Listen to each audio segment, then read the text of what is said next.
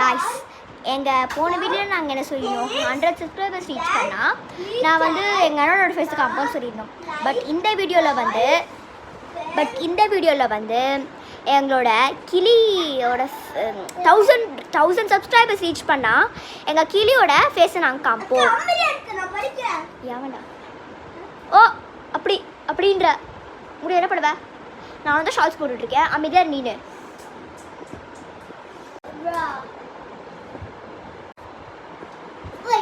சத்தமாக படுறா.